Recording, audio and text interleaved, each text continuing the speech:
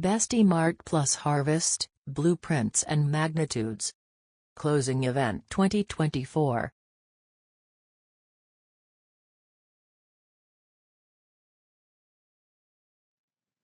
Great.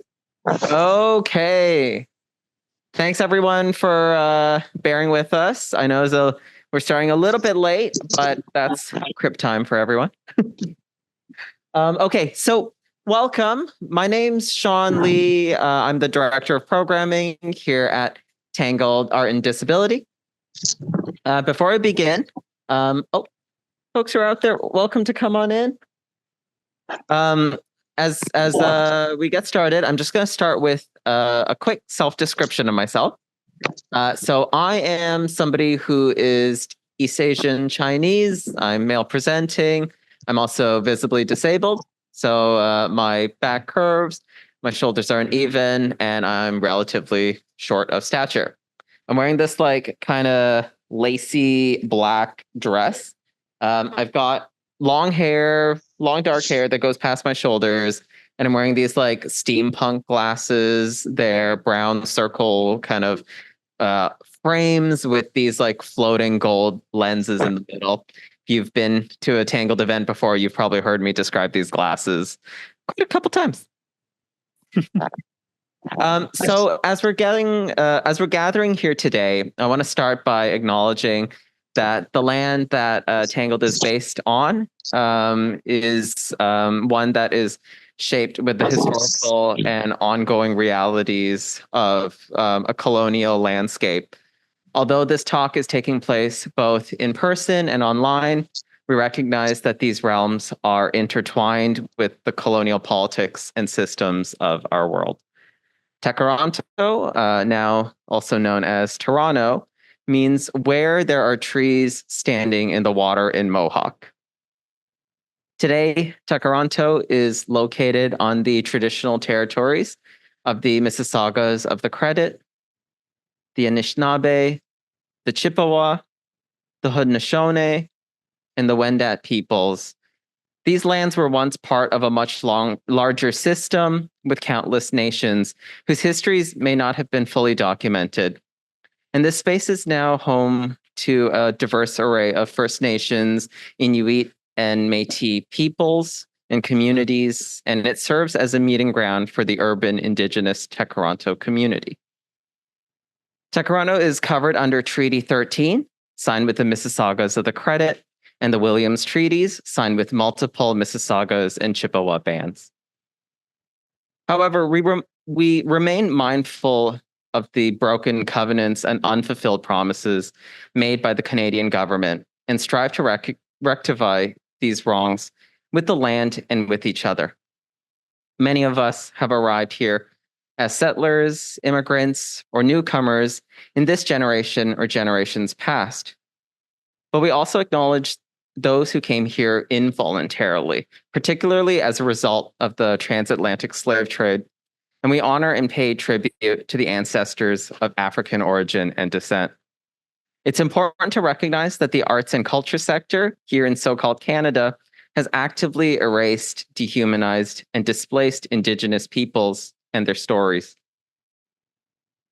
In our work in the arts, we're committed to the complex concept of decolonization, which means being accountable for the systematic relationships we have with one another and acknowledging the power we hold in curating the stories of our culture and its heritage. We strive to ensure that access and decolonization remain deeply intertwined, recognizing the interconnected ways colonization has impacted disability. And in the spirit of access, we'd like to highlight a couple of access protocols and features today.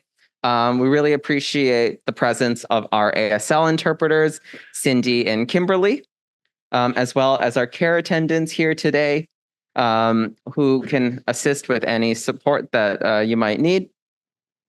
We'd also like to thank the Clean Air Collective for providing additional air purification for tonight's event.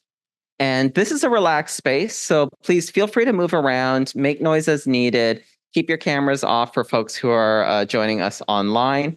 We also kindly request that everyone wear a mask, and we're encouraging folks to do so both while inside and our space and just in your daily encounters, as access is an act of resistance.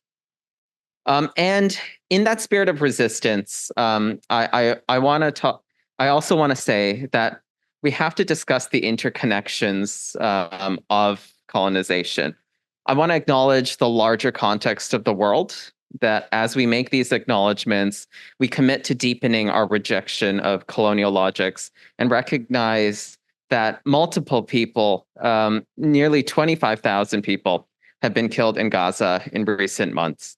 We continue to demand a permanent ceasefire and an end to Canada's complicity in genocide. I want to echo the words of Wanda Nanabush that colonization, whether in Canada or Palestine, marks a before and after where identity is radically altered by loss.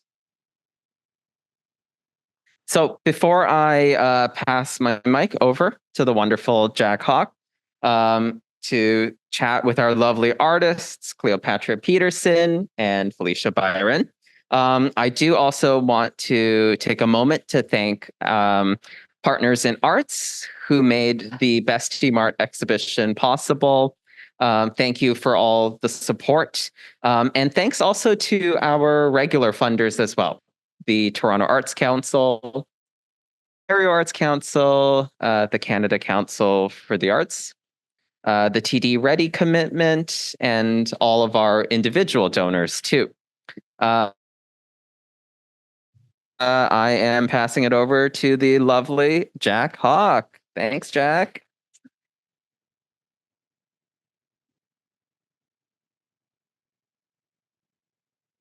I'm wonderful and lovely. Thank you, Sean. That up for us. Happy full moon, everybody. And the last few days of Cancer season, if you are woo-woo the way that I am. I'm just going to introduce myself first. My name is Jack Hawk.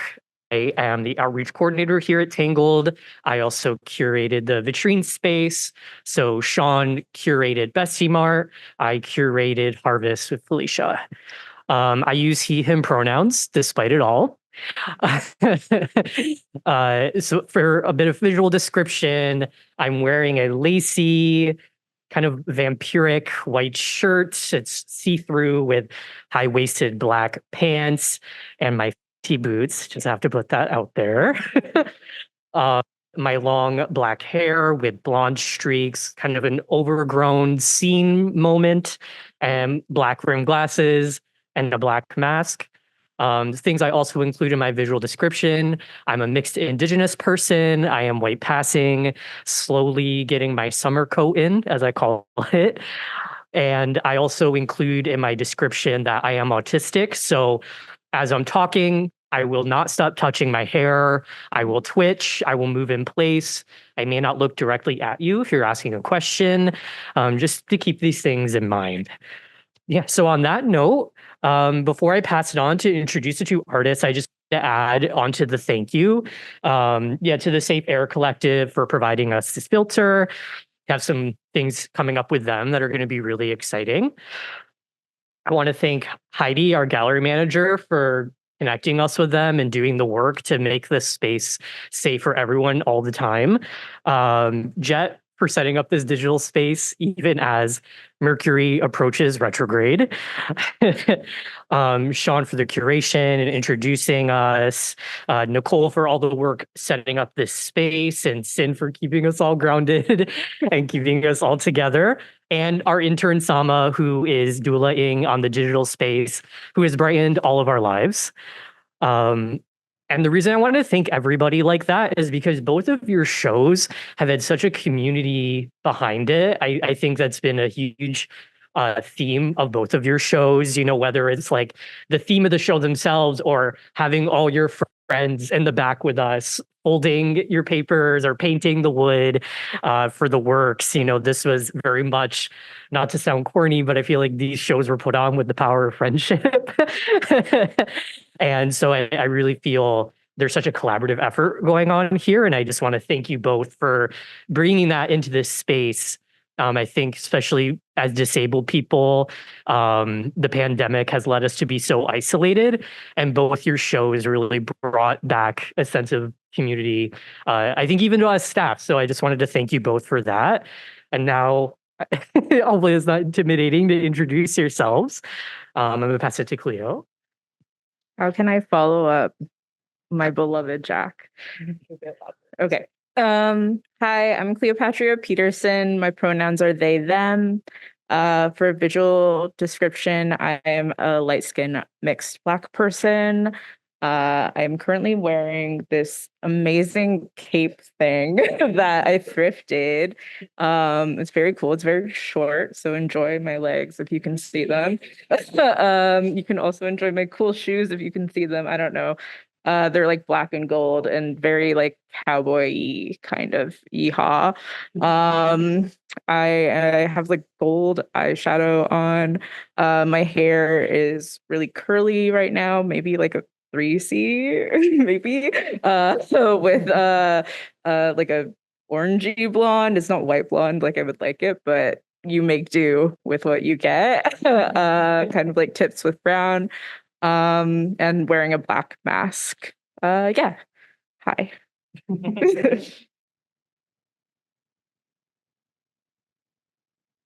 I am Felicia Byron.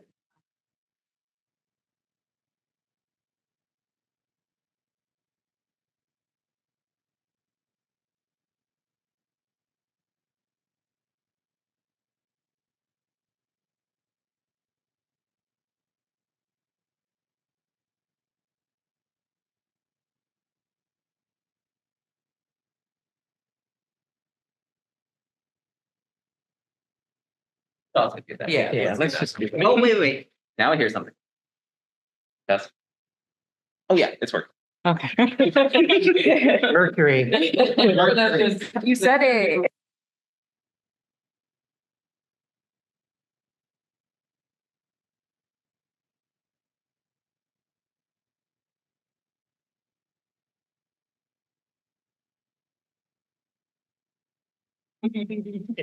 Okay. Third time. Third time's the charm. So I think you guys know my name by now, so I'm not gonna say that. But for a bit of a visual description, I am a dark-skinned Black woman, Caribbean, Afro-Caribbean. I am wearing a long, flowy chiffon dress with blue flowers, and I am wearing, which you can't see, but I'm wearing gold uh gold sandals. My hair is curly and shoulder length with a kind of fringy bang going on. And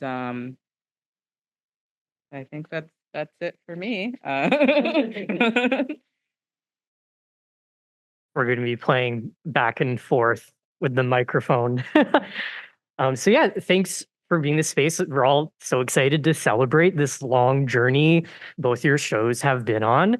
And I kind of started with that, where I think for maybe folks who don't know, could you both of you kind of talk about what brought you to these projects, what brought you to the stories of these two shows? Yeah, do either of you want to go first to kind of just give the synopsis?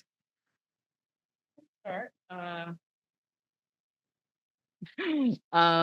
So the show in itself is split into two parts.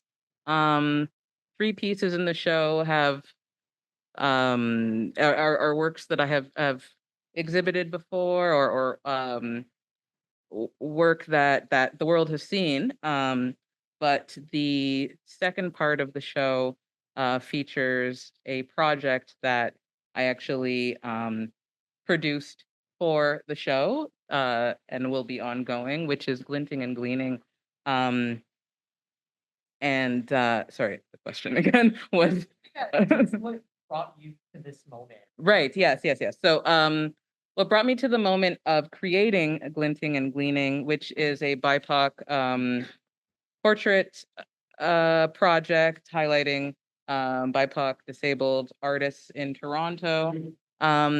honestly was my own kind of journey to finding community as a Black woman and Black disabled woman. I felt that I didn't really up until a year or so, or since this project, I felt like in your day to day, you're not really interacting with people that are that you can feel that sense of community within. And I wanted to create a way to facilitate bringing that community together. And as a portrait photographer, that was creating this portrait project felt natural to me. But what I wanted also to do was to create an opportunity for dialogue, which is why I also decided to go with the there's a video component, a documentary as well. And yeah, so I would say like what brought me to creating the work was a little bit selfish in that I kind of felt like I wanted I'm naturally introverted, and I feel a lot more extroverted in front of the camera or with the camera as a tool to connect with people. And that's really where it started, but it's definitely evolved and flourished from that. Can you hear me? I hope so. I I guess no one can really. Yay, perfect. Okay. The question is like how I got here. Yeah, in this process.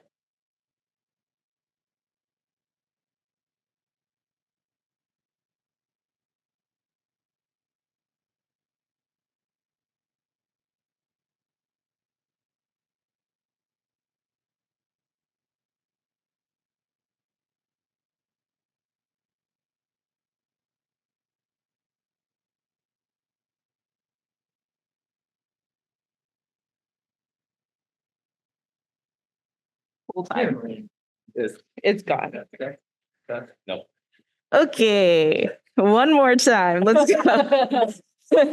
Okay, so I was the BIPOC in residence at Open Studio, which is also in this building, 401 Richmond, which is a printmaking studio, which is where I created all of the work that is in Bestie Mart. A lot of this work is printmaking work.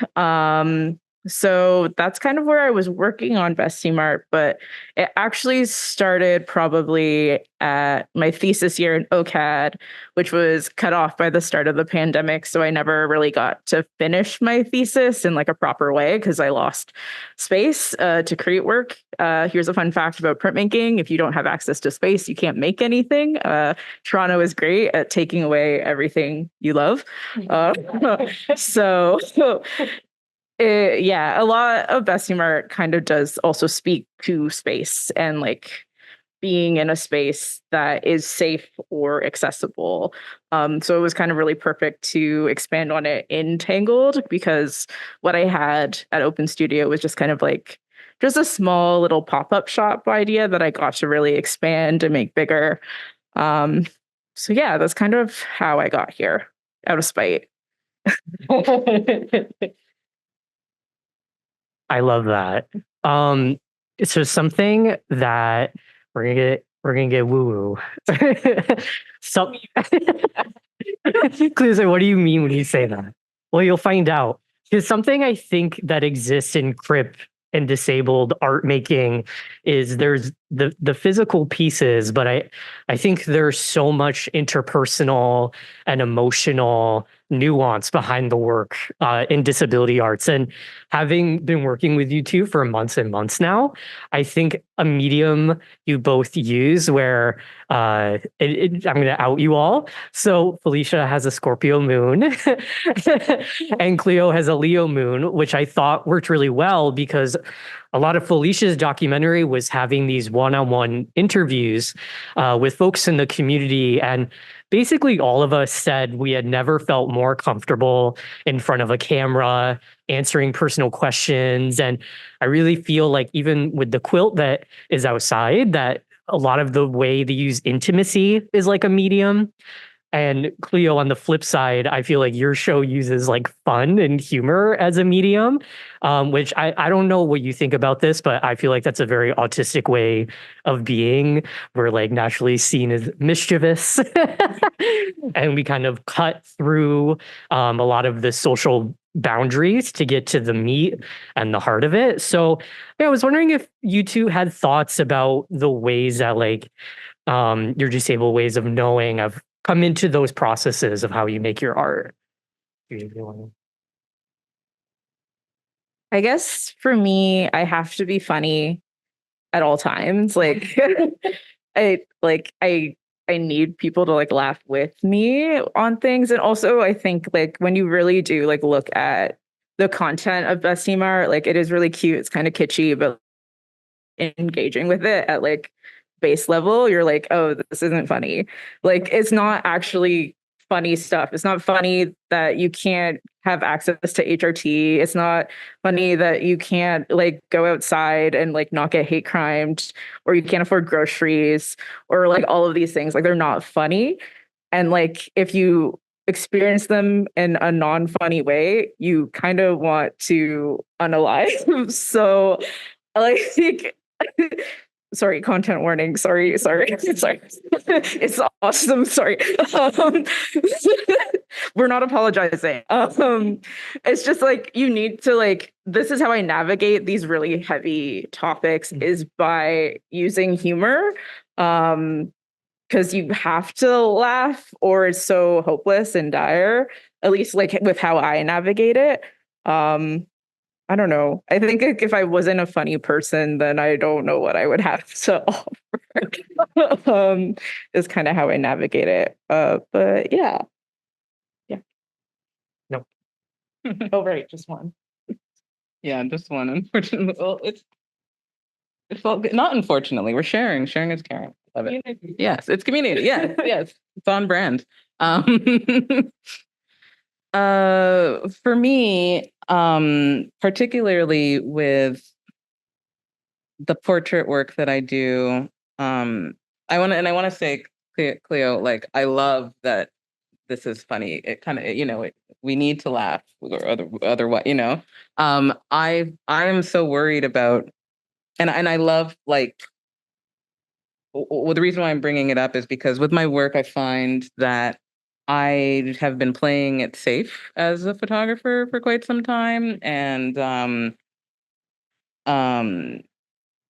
and so this delving into like even this year, like a lot of the work that is explored, that is exhibited, has been created in the last less than 2 years, and the marker, the catalyst for even the creative portraiture that you see, um, was a like kind of a serious conversation that I had with myself where I wanted to, I needed my identity to be more prevalent in the work that I create. And like full disclosure, like I do photography as a job, so like the medium in a lot of the work that I do for clients, you don't really necessarily like you're just kind of like, okay, following instructions. And the opportunity to create work that is more, that feels more like me, that like speaks to the things that I'm trying to that I want to get across, like it was very important for me. And I think with glinting and gleaning specifically, I always try to have like a lot of people say there's a lot of honesty in my portraits, but because I want the person's personality to shine through, I want you to feel them, so to speak, when you look at my work. But I also knew that with a project like glinting and gleaning, photography was only half of the equation. And I felt that it was necessary to create an audio visual component. So because we are not just looking at pictures of people, we are experiencing, you are being taken on a journey through of experiences of all the participants in the project. And I feel like the only way really to do that is with some sort of component where each participant can speak to their own experiences, can speak to their joys, their triumphs, their journey, that I wouldn't be able to capture just on camera. So for me, the driving force is always authenticity and empathy. Yeah. I hope that answers my question. Yeah. Your question, and it wasn't rambly. Yeah. I just want to add to it, like, I think that the adding the audio visual was so important because, like, you are giving, like, not only just like agency or space for people who honestly don't have access to that. So, like, it is so powerful that you're able to combine all of that together.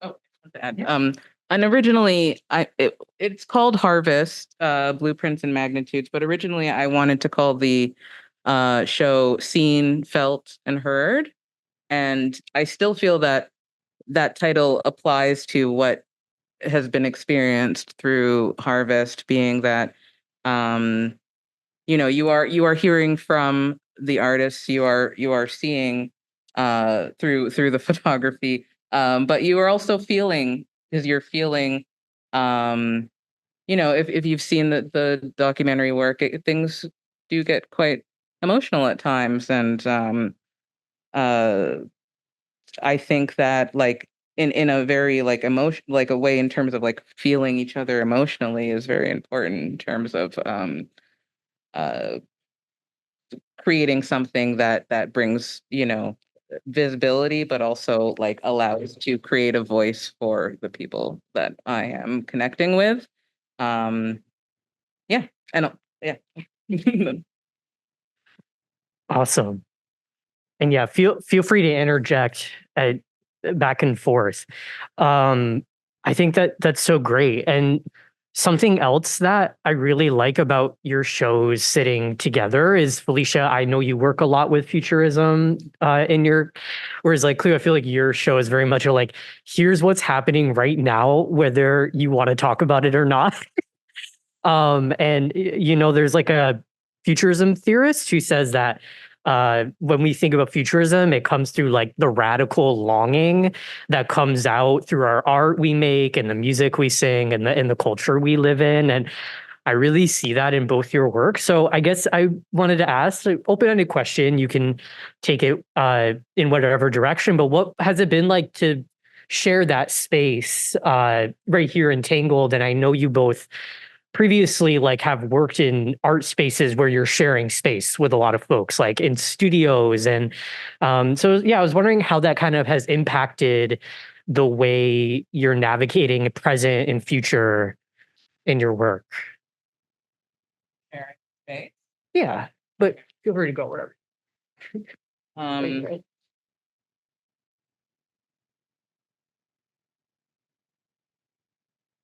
gonna be a little abstract in my response with sorry. In terms of sharing space. Personally, I feel like the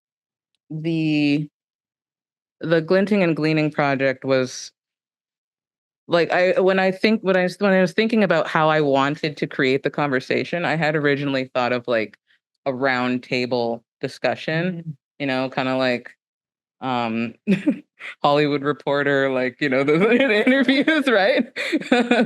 But logistically that wouldn't have worked. I shot the portraits and did the interviews over the span of 6 months, because like we were accommodating with other people's schedules and what have you. But um to talk about like the idea of having this roundtable discussion, I really wanted to facilitate in every aspect the like communal aspect of the project.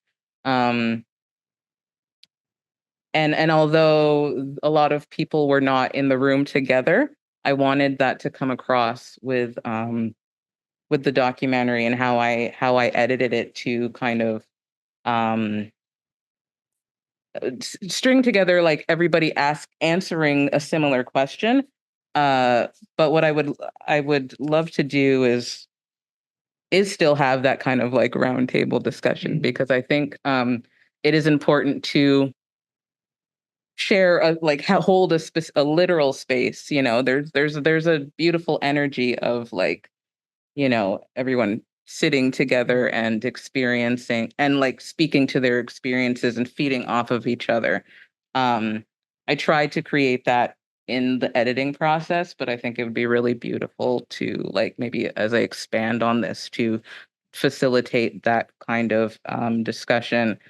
In terms of holding space and sharing space with Cleo, like it's interesting because both of us, we are both featured in each other's work in one way or the other. And so with the quilt, I felt it, the medium of quilting is very communal. It's the history of like, patching together and each person adding to it. And although it is a portrait quilt, I wanted to offer an opportunity for artists to submit work that would be included in the quilt. And as you'll see,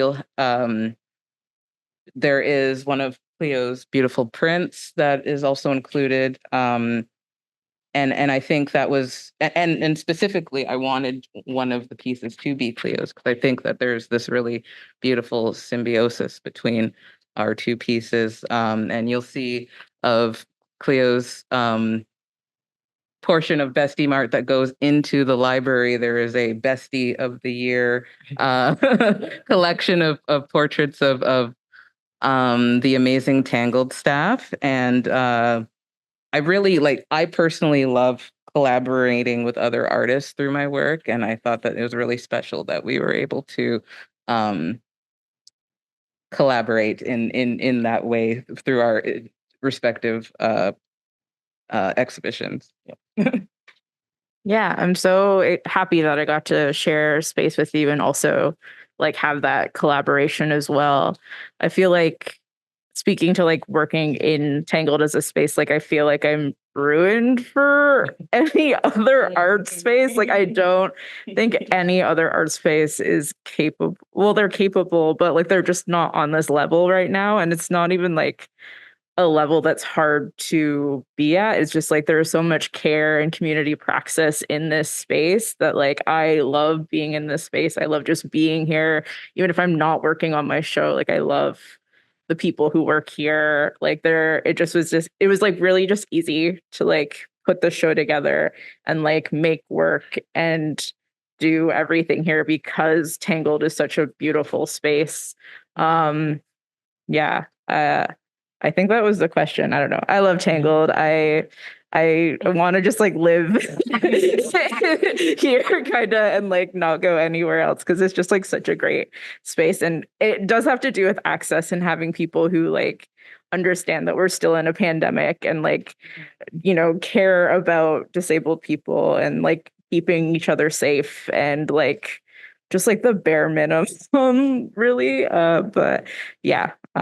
There's that safety and that safety and comfort of in the comfort that has been created in this space. Anecdotally, I always tell Heidi, like I think it's so beautiful that you leave out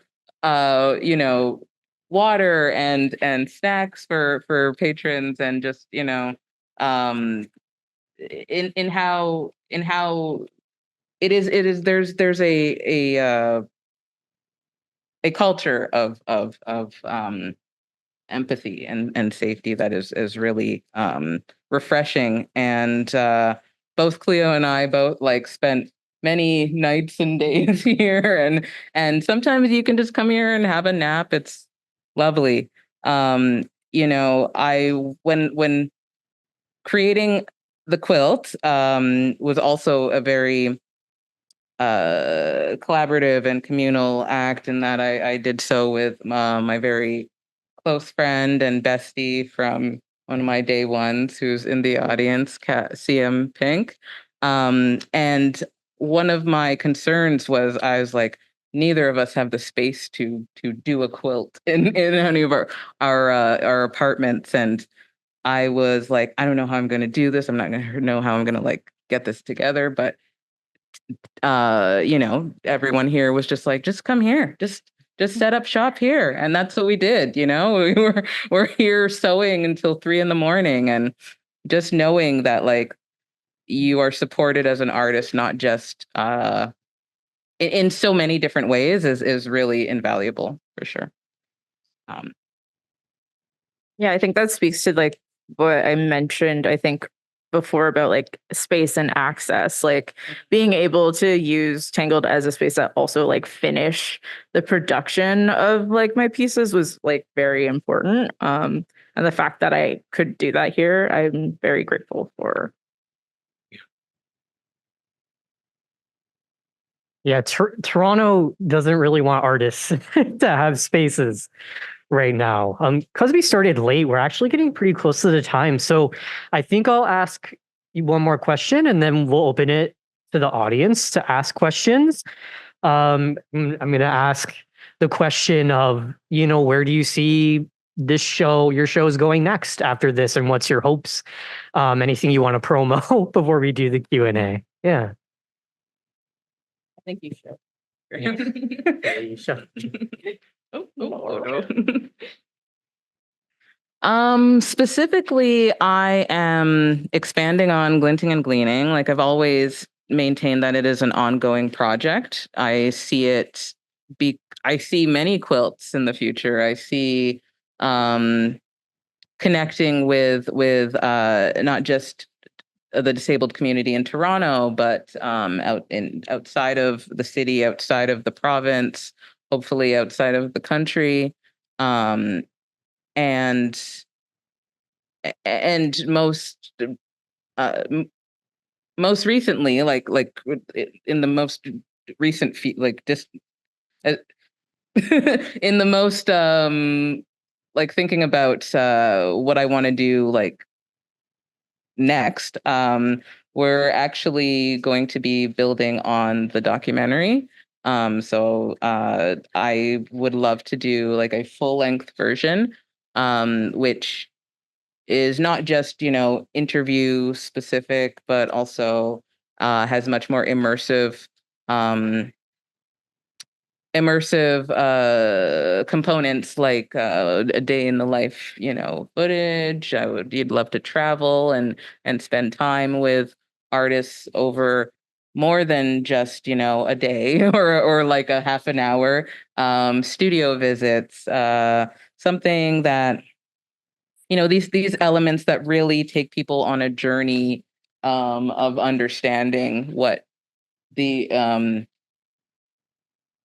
what these experiences and what the lives of the artists that I connect with are really like. So that's what I will be up to for the next little bit and continuing the project. I'm still will be shooting ongoing. So if there are any and not just like disabled artists, but I am Glinting and Gleaning is a project that will bring visibility to the disabled community. So if anyone's interested in getting a little portrait session with me, I will be continuing Glinting and Gleaning soon.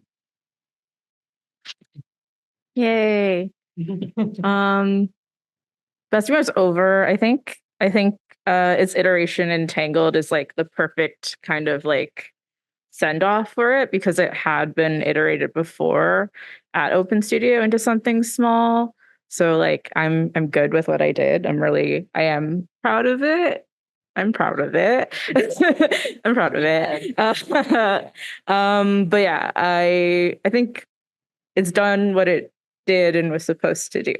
And I have like some like illustration projects that I'm freelance working on right now. So I'm like illustrating for a book, and I'll be a part of like a group T for T show in September. So stay tuned for that. It's called Some Kind of We, curated by Dallas Fellini. And other than that, I'm just suffering from burnout like crazy. When you work on something very, very long and it's all that you do, it kind of takes everything out of you and you just want to lay in bed and play a gacha game. So that's where I'm at. But yeah, just let me rest. The shooting will take. I'm going to be taking the rest of the summer off for sure. Starting back in the fall, we'll be continuing. Yeah. I don't think, I think the more that we like can talk about burnout and like maybe rest and time, the more we can put that in place into our capitalist hellscape, and the more we will not suffer for needing to lay in bed for months. Yeah. We love bed rotting. Tangled. We have these pillows. We keep it Tangled for people, and I have personally bed rot on them many times. Yeah, so I'd like to open if anyone. I think we could take maybe one or two questions before we move off to the celebration portion of the night. But yeah, if anyone has any questions, or if there are questions in the chat. Hello. Here, I'll reiterate it.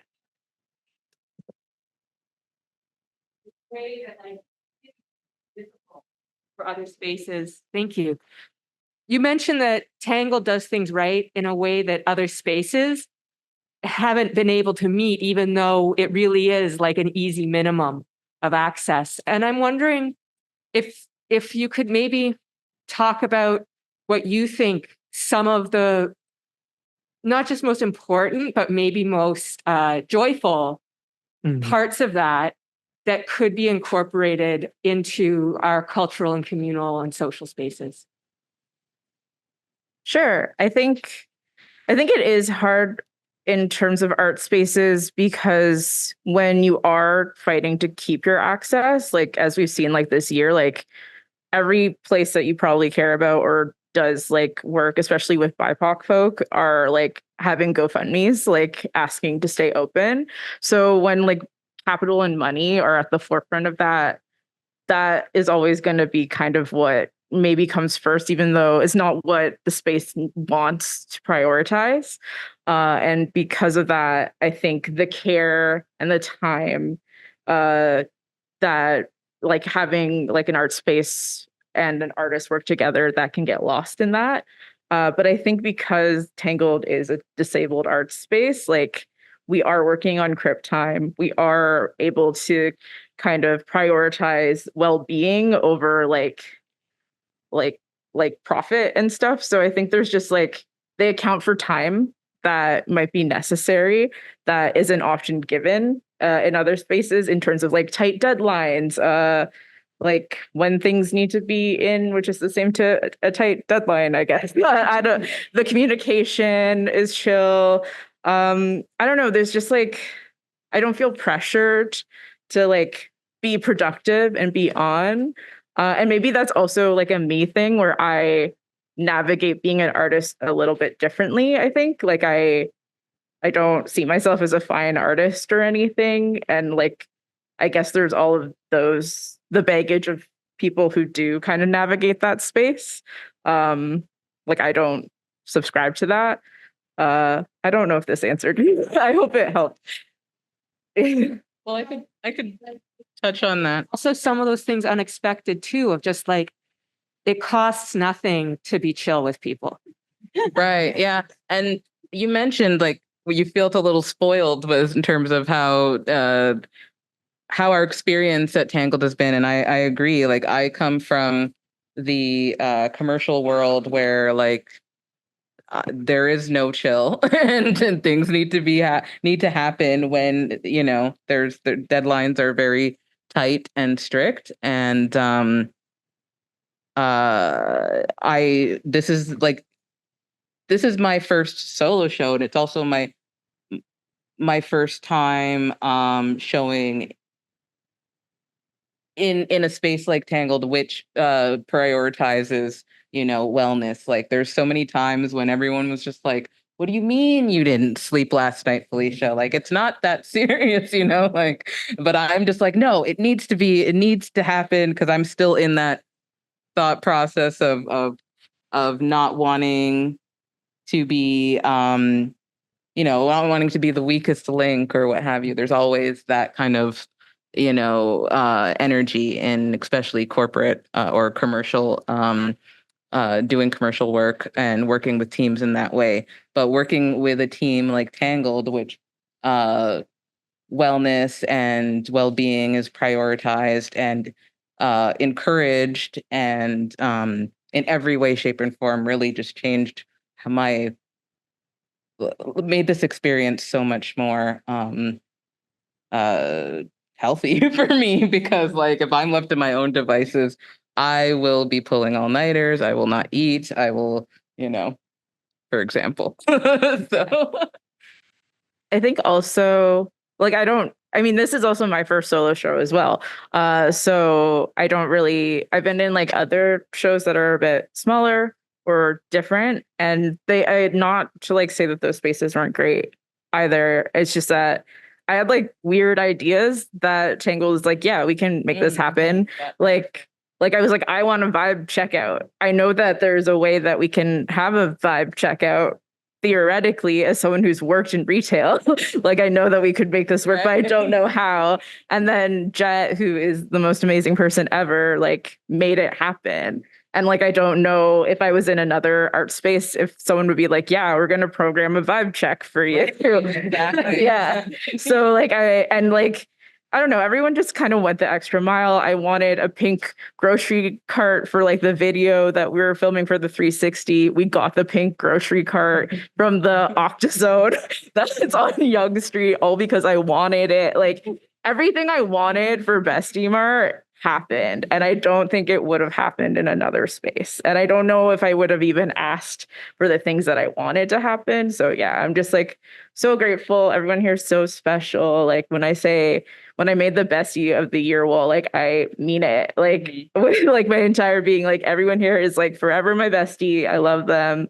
But yeah, like I wouldn't be able to do any of this without the people who are my besties and are my friends. Like I wouldn't exist as an artist without them. And I think just having a space that prioritizes that allows me to create the work that speaks to that, I think. For sure. Yeah. I mean, even like doing shooting, editing, anything having to do with video was my first time doing any of this. And shout out to Henry. We have Henry in the audience, my amazing DP and cinematographer.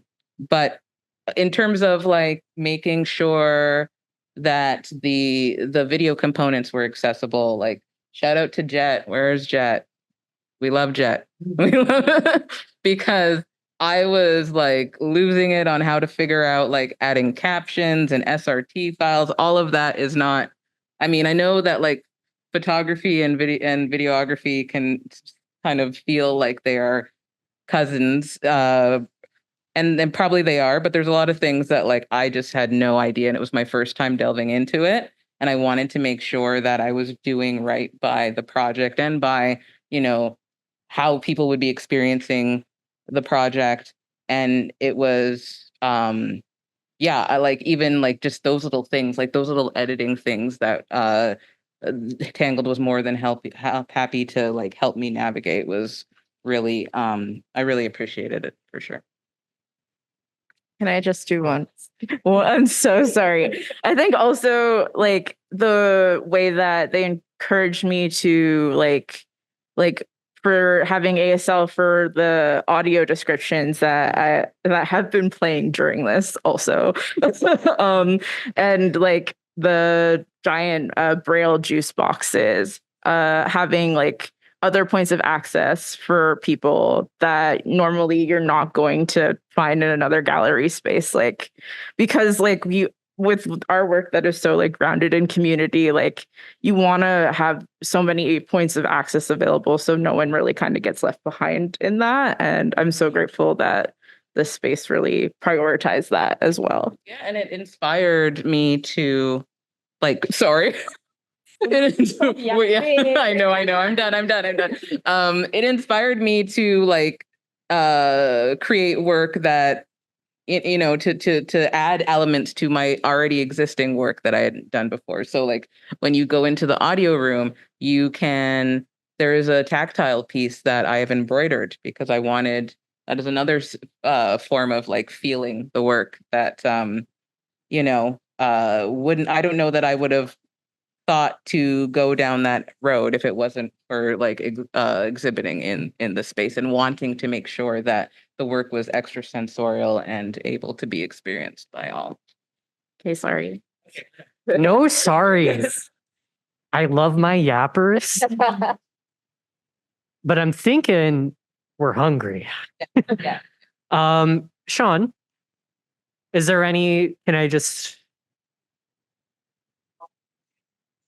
Yeah. So thank you everyone for coming. Thank you so much, Felicia and Cleopatria, for both like choosing us as the space for your work and letting yourselves go wild with it and just make the shows what you wanted your shows to be. And yeah, for choosing us, so to speak.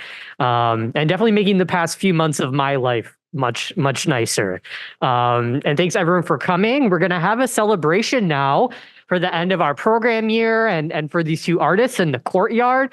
We have Lavon Kelly who catered food. So yeah, let's give a round of applause for the artists. Tangled Art Plus Disability logo.